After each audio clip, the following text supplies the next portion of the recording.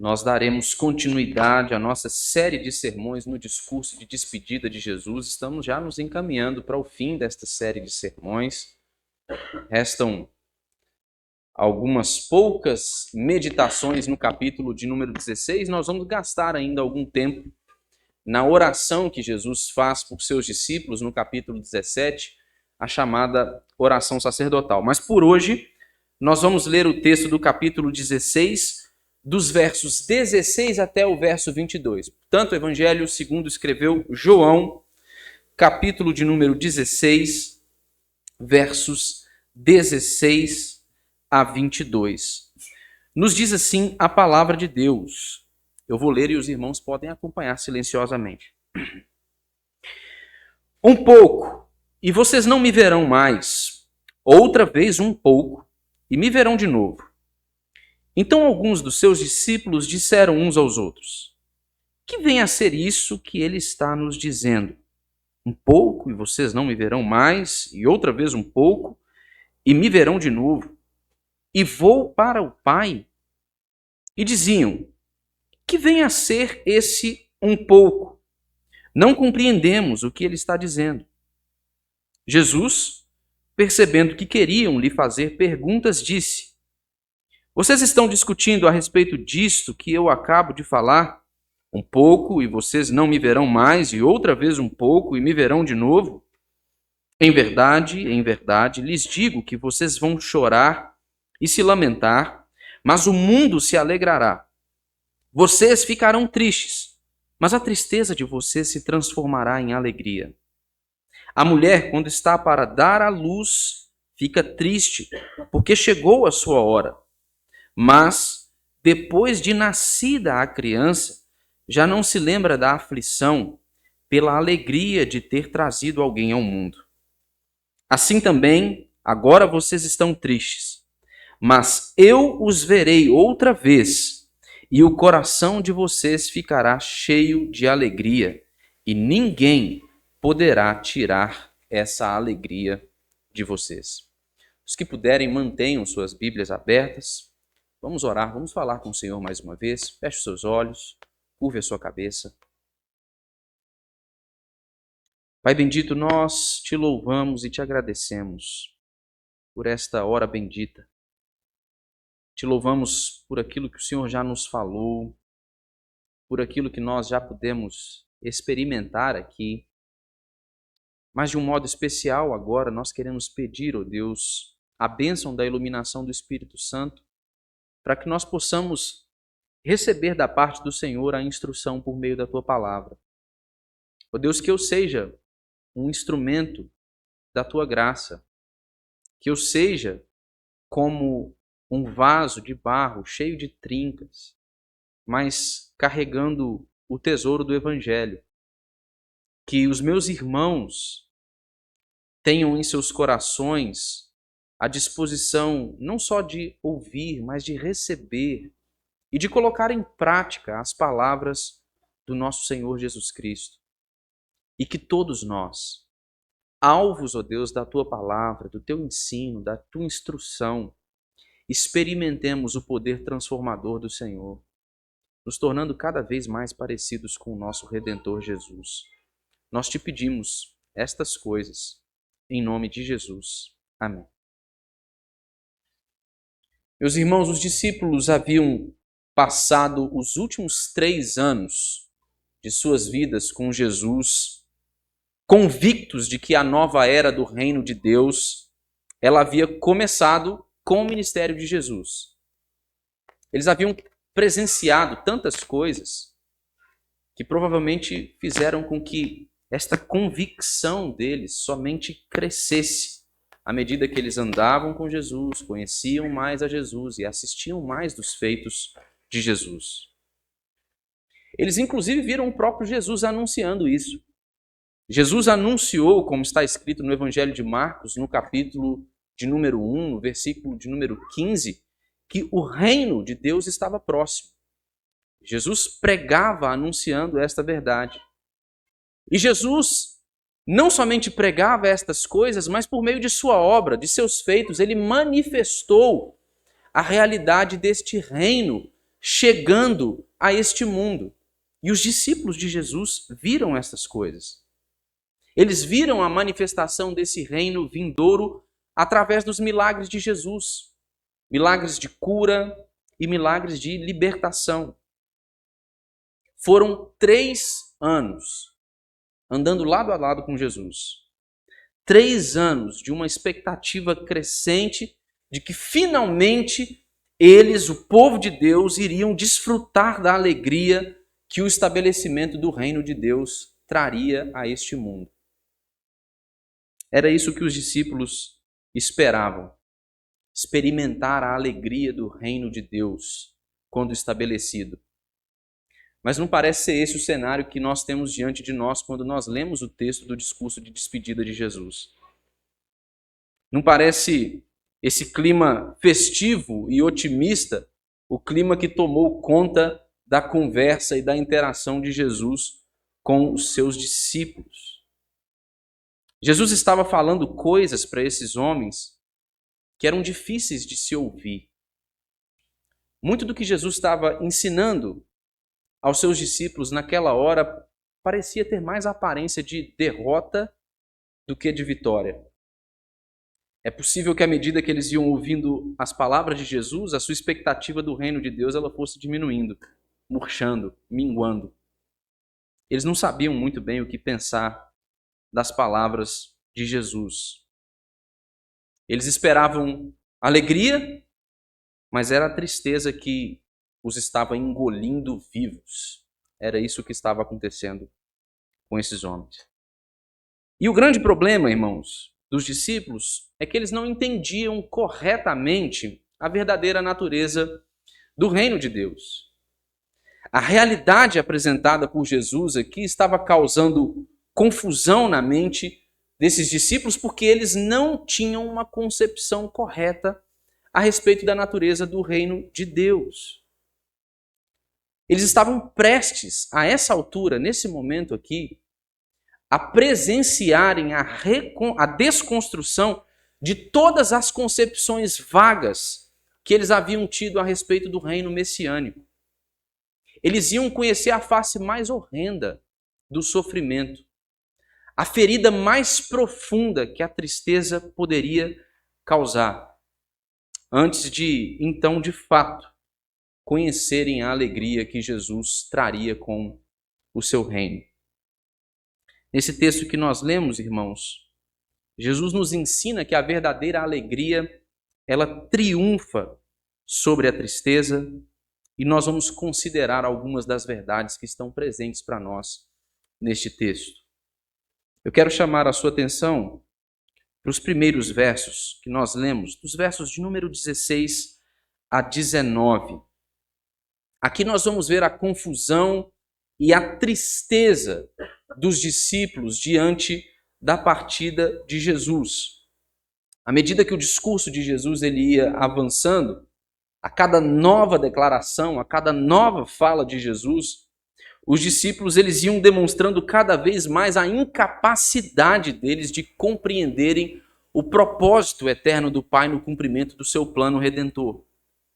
E agora não foi diferente. Com essa nova afirmação de Jesus, no verso de número 16, a mente desses discípulos ela estava ainda mais confusa. Jesus disse, observe o verso 16, um pouco e vocês não me verão mais. Outra vez um pouco e me verão de novo. O que é que Jesus queria que os seus discípulos soubessem? Jesus queria, irmãos, que os seus discípulos soubessem que dentro de pouco tempo, um período breve de tempo, questão de horas, ele seria tirado daqueles homens. Jesus seria condenado, seria morto e seria sepultado.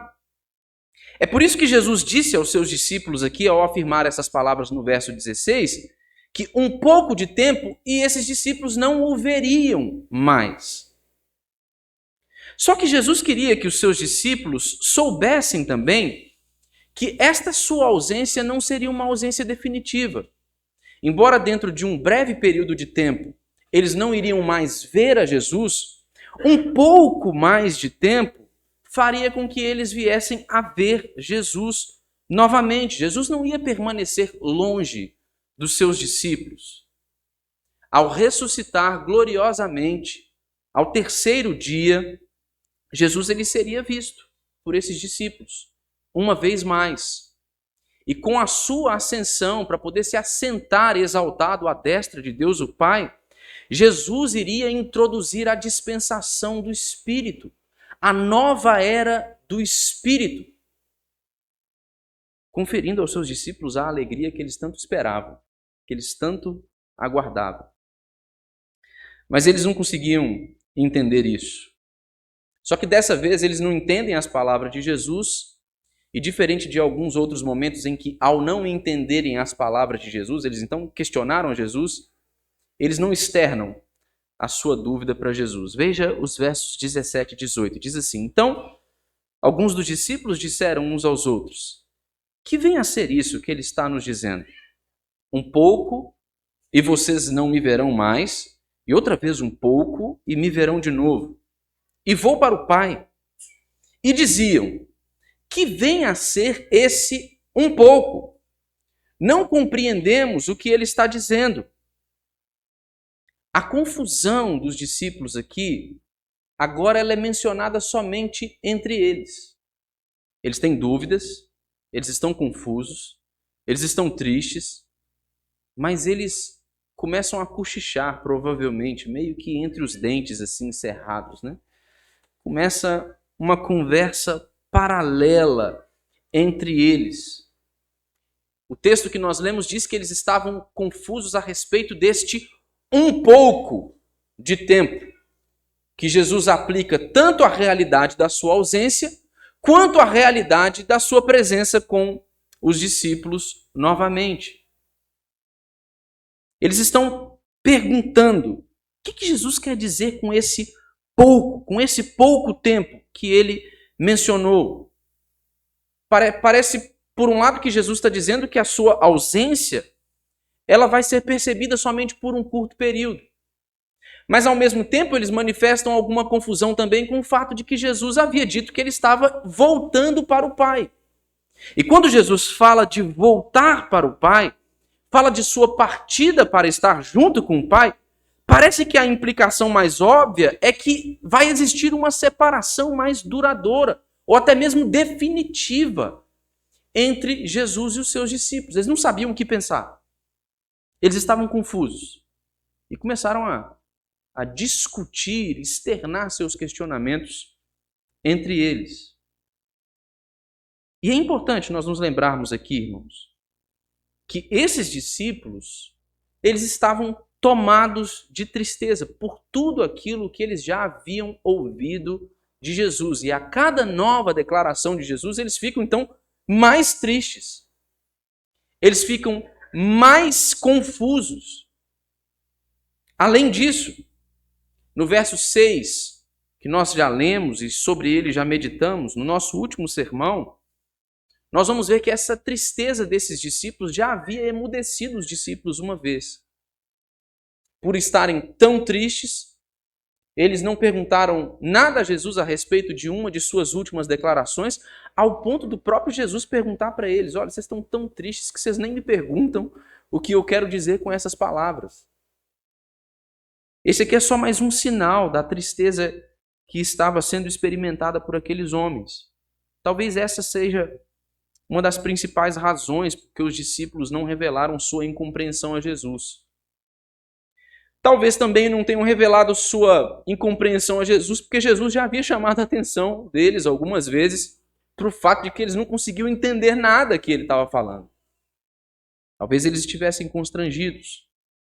Mas além disso, Jesus havia acabado de falar com aqueles homens, no verso de número 12, nós podemos ver isso, que ele ainda tinha muitas coisas a dizer aos seus discípulos, mas ele não as diria porque eles não estavam prontos para entender aquilo naquele momento. O resultado? Estou confuso, não estou entendendo. Não vou perguntar nada, né? Ele já falou que a gente não vai entender mesmo. Aí eles ficam se questionando.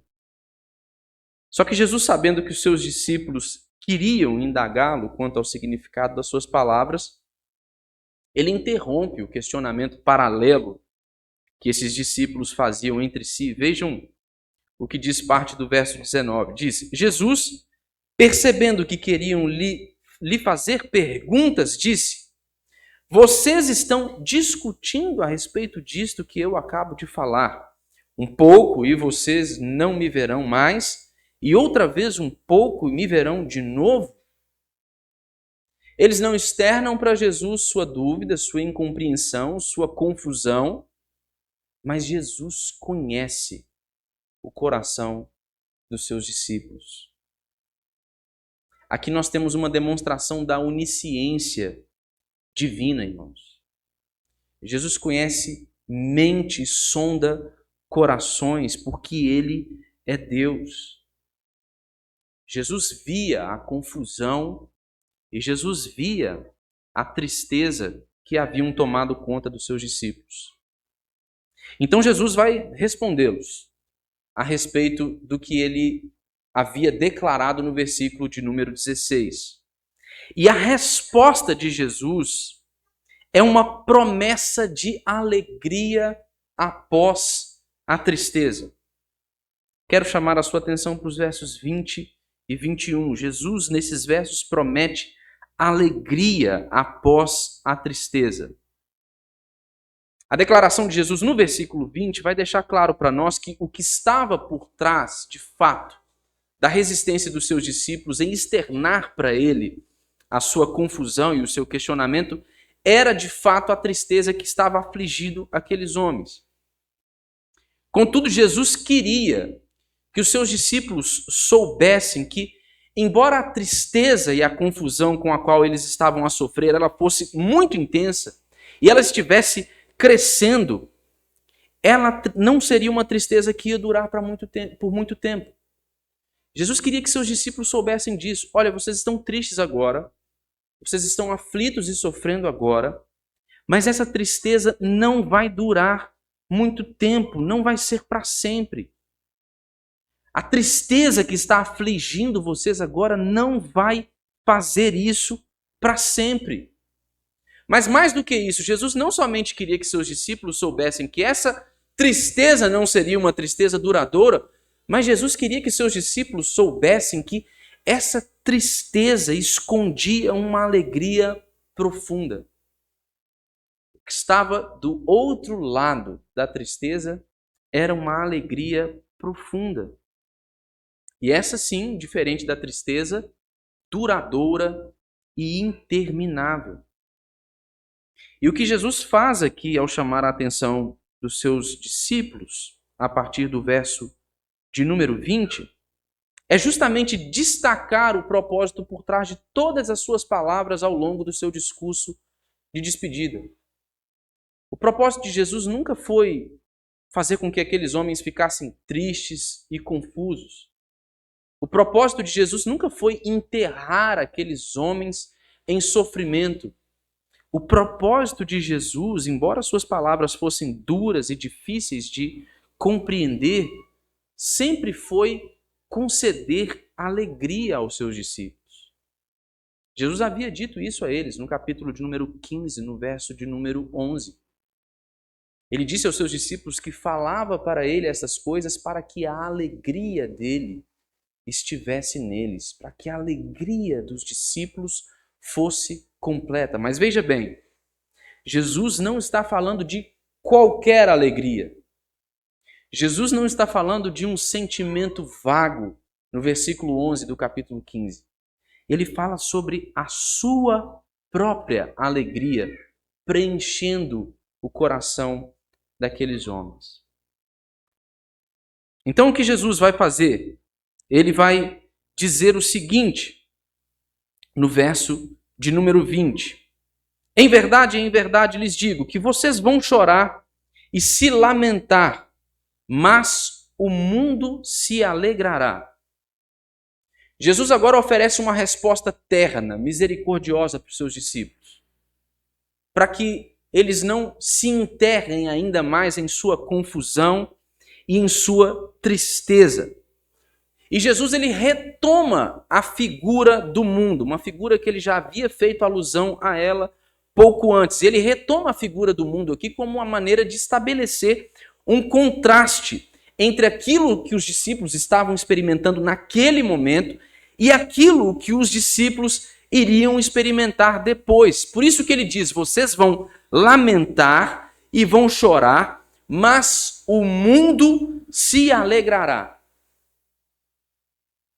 A tristeza que aqueles discípulos estavam sentindo agora, embora não fosse uma tristeza definitiva, é o que iria marcar parte da experiência daqueles discípulos com a partida de Jesus. Jesus afirma isso aos seus discípulos: vocês vão chorar e vocês vão se lamentar. E em contraste com a experiência dos discípulos, Jesus diz que o mundo iria se alegrar com a sua partida. Esse mundo aqui nós devemos entender mais uma vez como a totalidade daqueles que odeiam a Deus e o seu ungido. Mas de modo mais específico e menos abrangente, nós devemos considerar o fato de que Jesus já havia falado acerca deste mundo hostil. E ele havia falado a respeito deste mundo hostil fazendo uma referência imediata aos líderes religiosos que estavam tramando a sua morte. Aqueles que o perseguiam e que Jesus já havia alertado os seus discípulos que haveriam de persegui-los também. Então, provavelmente Jesus está fazendo uma referência mais clara, mais estrita a estes seus algozes, a estes seus opositores. Esses líderes religiosos, eles se alegrariam com a morte de Jesus. Para eles, ela seria um aparente símbolo de vitória. O sistema religioso que esses homens representavam, que esses líderes representavam, depois de verem Jesus morrendo, eles chegariam à conclusão que todo o sistema deles haveria silenciado aquele homem que tão duramente os confrontava e que eles julgavam como um impostor. Jesus disse que seus discípulos iam sofrer mesmo com a sua partida. Mas seus algozes, os líderes religiosos, o mundo hostil contra o ungido de Deus, este se alegraria. Essa primeira parte da resposta de Jesus no versículo 20 explica para a gente a primeira afirmação de Jesus no verso 16. Ele diz: um pouco e vocês não me verão mais. Essa ausência de Jesus aqui se refere à sua morte iminente, que seria a causa de tristeza e de sofrimento para os seus discípulos e, ao mesmo tempo, causa de alegria para o mundo hostil contra o ungido de Deus. Mas a segunda metade do versículo de número 20, ela introduz a promessa de Jesus a respeito de uma alegria que eles haveriam de experimentar depois da tristeza. Jesus está prometendo aos seus discípulos que tudo aquilo que eles haveriam de experimentar com a sua partida daria lugar, se converteria em alegria. E Jesus vai fazer isso ao afirmar no verso 20 que vocês ficarão tristes, mas a tristeza de vocês se transformará em alegria. E ele então vai exemplificar isso. Ele vai fornecer uma ilustração no verso 21 para poder ajudar a compreensão dos seus discípulos com relação àquilo que ele estava dizendo, para que a confusão daqueles discípulos, pelo menos em parte, ela fosse dissipada. E ele diz o seguinte no versículo 21, ele diz: a mulher, quando está para dar à luz, fica triste, porque chegou a sua hora. Mas depois de nascida a criança, já não se lembra da aflição, pela alegria de ter trazido alguém ao mundo. A metáfora que Jesus utiliza aqui, ela envolve uma comparação com a experiência da mulher no parto. O que os discípulos estavam experimentando poderia ser exemplificado por meio da ilustração do parto. mulheres, mães, sabem o que é a dor do parto. Nada comparado com a gripe masculina, eu já disse, não é verdade? Mas vocês mulheres sabem o que é a dor do parto. Hoje a Bárbara acordou, 5h20 da manhã, acordei com a Bárbara gemendo na cama. Começaram as cãibras. Eu fui fazer massagem na perna da Bárbara, assim, você sentia aqueles nós e ela gemia de dor com as cãibras. As dores na coluna vão ficando mais intensas. O seu corpo está se preparando para a vinda de uma nova criança. Vocês mulheres sabem bem o que é isso, que é experimentar a agonia, a aflição, a dor, o sofrimento, mas também vocês sabem o que é experimentar a alegria, uma alegria capaz de dissipar todo aquele sofrimento pelo qual vocês haviam passado pouco tempo antes. Tomar um filho nos braços após tamanha tristeza e dor é capaz de conferir alegria o suficiente para que você se esqueça daquilo que você acabou de viver e de experimentar. A comparação de Jesus aqui é simples, irmãos. Há tristeza e depois há alegria. Só que Jesus não está simplesmente dizendo que haveria alegria depois da tristeza, mas Jesus está dizendo que a alegria supera em muito a tristeza. Mas não somente isso. Jesus está dizendo mais do que isso ainda. Jesus não está dizendo somente que existe alegria depois da tristeza. E Jesus não está dizendo somente que a alegria depois da tristeza supera em muito a tristeza. Jesus também está dizendo, irmãos, por meio dessa ilustração, que sem essa tristeza, essa alegria não seria possível. Vocês conseguem perceber? A promessa da alegria é: existe alegria depois da tristeza. A alegria que vocês vão experimentar supera em muito a tristeza, mas vocês não podem experimentá-la sem primeiro passarem por essa tristeza. Sem ela, nenhuma alegria verdadeira é possível. Jesus queria que seus discípulos soubessem, irmãos, que a sua morte na cruz era necessária. Ele precisava passar pela crucificação para que os seus discípulos pudessem conhecer a alegria que ele veio trazer ao inaugurar o reino de Deus neste mundo. Por fim, Jesus ele queria que seus discípulos soubessem na véspera da sua crucificação que as suas tristezas na presente era, a dor da cruz, todas essas coisas iriam durar apenas um pouco de tempo. Jesus agora ele vai mostrar aos seus discípulos, através do verso de número 22, que a sua ressurreição ela inaugura uma era de alegria triunfante.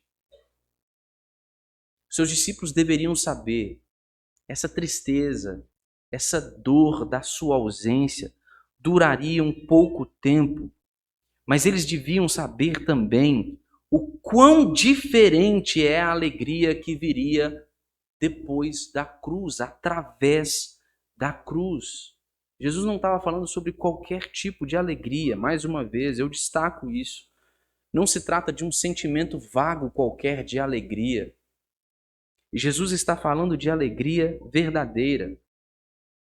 Veja o que ele diz no verso 22. Assim também agora vocês estão tristes, mas eu os verei outra vez, e o coração de vocês ficará cheio de alegria, e ninguém poderá tirar essa alegria de vocês. Jesus ele está explicando aqui agora a ilustração que ele havia acabado de fazer menção a ela no versículo de número 21. Jesus está dizendo aos seus discípulos que a tristeza iria tomar conta deles quando eles o vissem sendo traído, quando eles o vissem sendo entregue ao governador romano, quando eles o vissem sendo crucificado, da mesma maneira que as dores de parto engolem uma mulher em trabalho de parto. Isso é o que aconteceria com os discípulos. Mas Jesus também estava dizendo aos seus discípulos que quando ele os encontrasse novamente, como ressuscitado, essa tristeza dos seus discípulos, estas dores de parto, se transformariam em alegria exultante, assim como a alegria inunda uma nova mãe no nascimento do seu filho. Jesus estava mostrando para os seus discípulos aqui que o ponto de virada para que a tristeza deles ela se transformasse em alegria era a sua ressurreição. Jesus promete aos seus discípulos, no verso de número 22, que eles o veriam de novo e que o coração deles se encheria de alegria, de uma alegria que Jesus diz que ninguém poderia tirar deles. É exatamente isso que o evangelista João narra no capítulo de número 20, no verso 20. Ele diz que os discípulos se alegraram ao ver o Senhor ressuscitado, quando o viram pela primeira vez. Este foi o sentimento que preencheu aqueles homens. É disso que agora eles foram tomados. Se poucos dias antes da crucificação de Jesus, eles haviam sido engolidos pela tristeza, pela confusão e pelo sentimento e pelo sofrimento, agora, depois de virem a Jesus ressuscitado, eles são tomados de alegria. Passar da alegria para a tristeza, entretanto, irmãos, não é uma coisa que acontece do dia para a noite na vida dos discípulos. Não foi assim com os discípulos de Jesus. Eles experimentaram essa alegria profunda. Eles foram tomados desta alegria que nada no mundo poderia tomar deles, tirar deles. Mas isso significa que eles não sofreram mais? Ou eles não enfrentaram mais tristezas? Não, não significa isso. Porque para este momento, embora esses discípulos fossem ver a sua tristeza sendo convertida em alegria, isso não aconteceria de maneira definitiva. O que os discípulos passaram a experimentar e o que nós também podemos experimentar é o prenúncio de uma realidade que nos aguarda. Então, essa experiência na vida do discípulo, de passar da tristeza para a alegria, ela é uma experiência que se repete. Ela vai acontecendo de maneira repetitiva. E essa é a ambiguidade da vida cristã. Jesus não estava dizendo para os seus discípulos, olha, vocês nunca mais vão sentir tristeza, vão enfrentar a tristeza. Vocês nunca mais vão sofrer.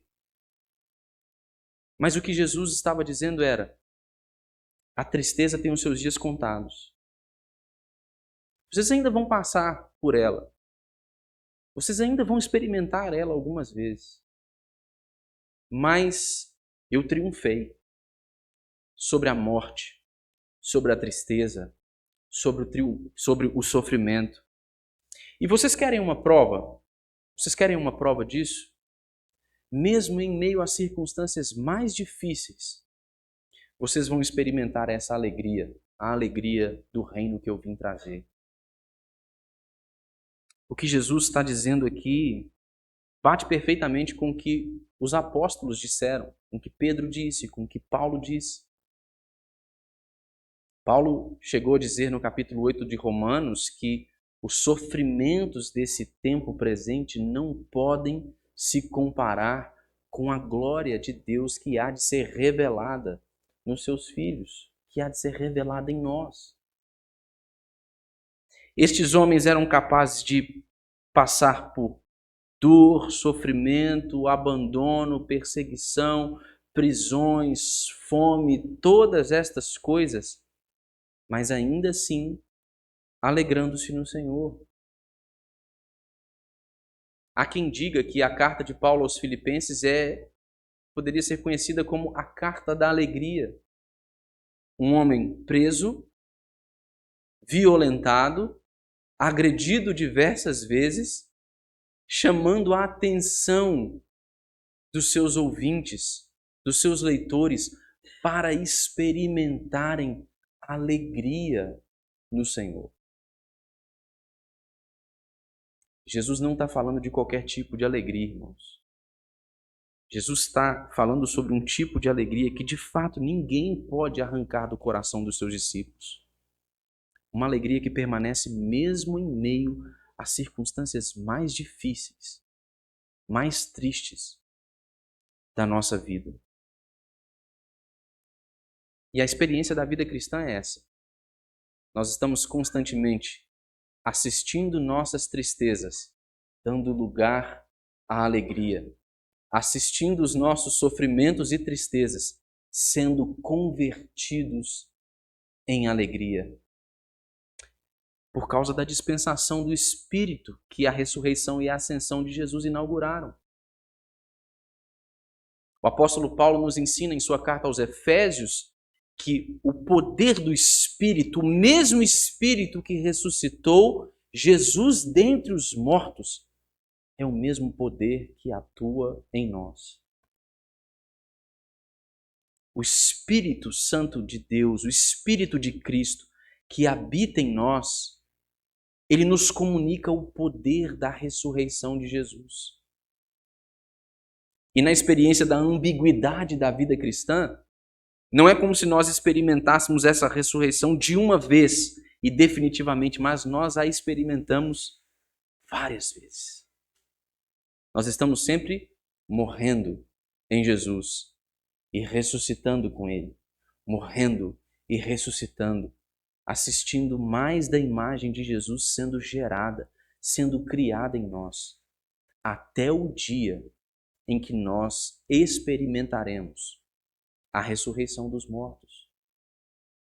Mas agora, este poder da ressurreição, o poder da alegria, atua em você, irmão. Atua em você.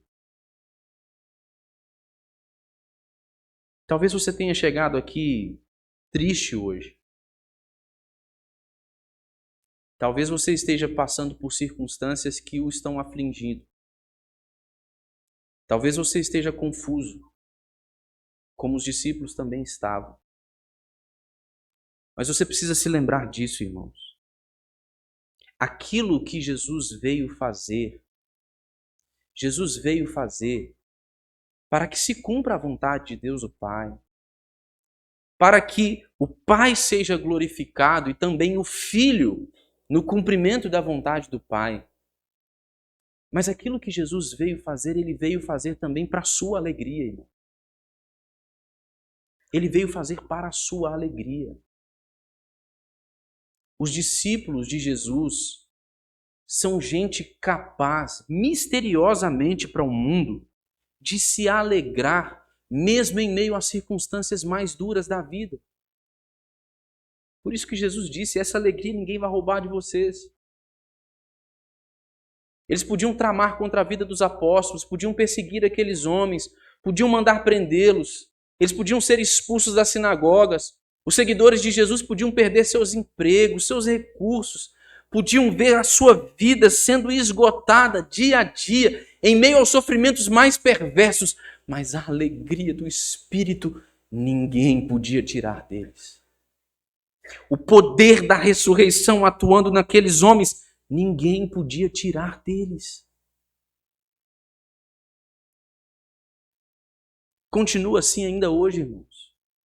Cristãos, sofredores, continuam a se alegrar no Senhor dia após dia, com uma alegria que jamais terá fim. Muito embora nós tenhamos ainda de conviver com a tristeza, O que Jesus fez, ele fez para que nós experimentássemos essa alegria. Mas, como eu disse, em mais de uma oportunidade nesse sermão, Jesus não está falando de qualquer alegria. Jesus está falando de uma alegria triunfante, da verdadeira alegria. Toda verdadeira alegria somente pode ser experimentada se esta for centrada na pessoa de Jesus Cristo e na realidade do cumprimento do plano redentor de Deus o Pai por meio de sua encarnação, morte, ressurreição, ascensão à direita de Deus Pai e o seu retorno futuro. Jesus não está falando de um sentimento vago qualquer. Jesus não está falando de algo que nós experimentamos quando as circunstâncias são favoráveis, quando a vida parece mais fácil, menos pesarosa. Jesus não está falando daquela coisa que nós experimentamos quando nós desfrutamos de uma promoção na nossa empresa. Jesus não está falando de algo que nós esperamos quando podemos trocar o nosso carro. Jesus não está falando de algo que nós experimentamos quando os nossos filhos se formam em uma faculdade. Jesus está falando de outra coisa. E esta alegria verdadeira, esta alegria triunfante, que fora inaugurada com a ressurreição de Jesus e com a dispensação do Espírito que foi enviado a nós, ela triunfa não só sobre a tristeza, irmãos, mas ela triunfa sobre toda falsa alegria que se possa conhecer. Nós precisamos ter ciência disso, se queremos experimentar de fato essa alegria verdadeira que Cristo tem reservada para nós. Nós não a experimentaremos, a não ser que tenhamos o nosso coração firme em Jesus Cristo, a não ser que tenhamos os nossos olhos fitos em suas palavras, a não ser que consideremos detidamente, seriamente, aquilo que nos ensina o seu Evangelho. E às vezes, irmãos, às vezes nós precisaremos passar por tristezas para que nós venhamos a experimentar a experiência de vermos nossas tristezas sendo convertidas em alegria no Senhor. A vida cristã é dura, como a vida de qualquer pessoa. A vida cristã é difícil. Nós experimentamos separações, perdas, dificuldades, desafios, confusão, mas não mais reféns da tristeza, porque o poder da ressurreição atua em nós. E Cristo Jesus, ao inaugurar o seu reino, fez isso para a nossa alegria, para a nossa alegria. E o que a gente experimenta hoje, em meio a essas circunstâncias difíceis, é só um gostinho de uma realidade em que não haverá mais tristeza. Aí não. Não haverá mais sofrimento. O apóstolo João nos lembra isso, escrevendo o livro de Apocalipse. O Senhor mesmo nos enxugará dos olhos toda lágrima. E nós então experimentaremos a sua presença constante conosco, não somente a sua presença espiritual, mas real na pessoa do Filho, e esta alegria eterna, interminável, duradoura, sem a interferência de qualquer tristeza ou de qualquer sofrimento. A alegria dos discípulos seria saber que eles veriam Jesus de novo. Eles viram Jesus. Depois a presença física de Jesus já não estava com eles de novo. Mas diferente do momento que antecede a crucificação, os discípulos não ficaram lamentando. Eles não se entristeceram? Aquilo não foi algo difícil de lidar para eles? Eles receberam o Espírito Santo da promessa do Messias. Eles sabiam que a vinda do Espírito cumpria a promessa de Jesus, de sua presença permanente com eles até o dia em que ele haveria de retornar para buscá-los. Mas não só isso, irmãos. Eles não se entristeceram mais, não ao ponto de serem engolidos pela tristeza, e até mesmo ao ponto de gastarem as suas vidas pela causa do Evangelho, alegremente, porque eles sabiam que eles veriam o Senhor novamente. Nós veremos a Jesus, irmãos. Você verá Jesus, seja quando ele chamá-lo, se ele chamá-lo antes de sua volta, ou seja no dia em que, como um ladrão, ele rasgar os céus para buscar a sua igreja e para consumar o seu reino. Se alegre, meu irmão. O poder da ressurreição atua em você. Essa alegria é presente, é verdadeira e está disponível hoje. Você verá o seu Redentor. Você tem motivos de sobra para se alegrar.